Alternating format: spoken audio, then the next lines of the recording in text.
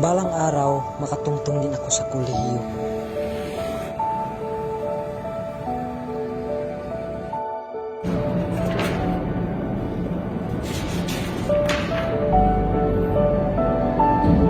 Balang araw, makapagpunin na rin ako.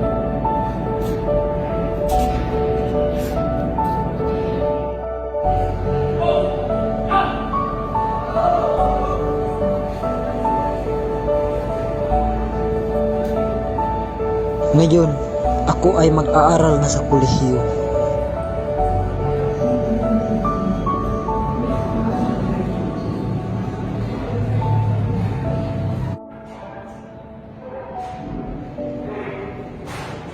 Magandang umaga sa lahat. Magandang umaga. Ibigay sa lahat. Buksan ang aklat sa pahinang 12. Ngayon, tatalakayin natin ang pagtungkol sa kwentong Maria Clara at Crisostomo Ibarra. Sino ang makapaglalahad kung ano ang kwentong ito?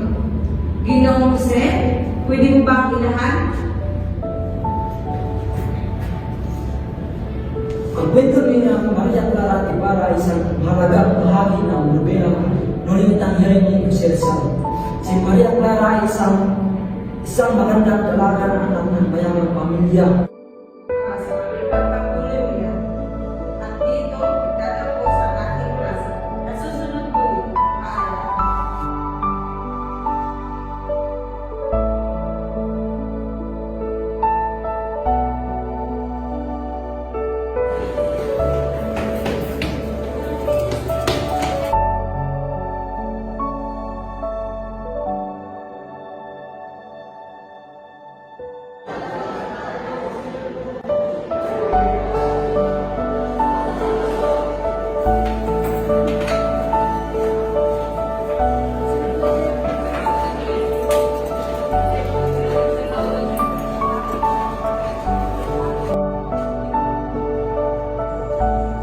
Ang pagbabasa ay may malaking ambag sa ating pagkatao. Ito ay humuhubog na mas mapaigting ang ating isipan at kaalaman. Sa pagbabasa, hindi lang madadagdagan ang kaalaman. Magagamit pa ito upang makagawa ng mga bagong imbensyon at madaragdagan ang mga bagong tuklas na maaaring makatulong sa atin. Tulad na lamang ni Jose na mahal niya ang pagbabasa. Nagagalak ang aking puso tuwing nagwawasa dito sa aklatan. Di mawari ang aking isipan sa tuwing nandito ako.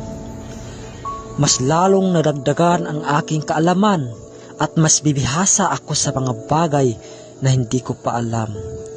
Iba't ibang kwento at tauhan ang aking nakilala at napupulutan ng aral. Sa bawat pagbasa ng iba't ibang kwento, iba't ibang panahon din ang aking napupuntahan. Dahil sa mga nababasa ni Jose, ibinabahagi niya ito sa kaniyang mga kaklase. Mas napalawak ang kaniyang isipan, nahasa niya ang pagtuturo at pagsasalaysay.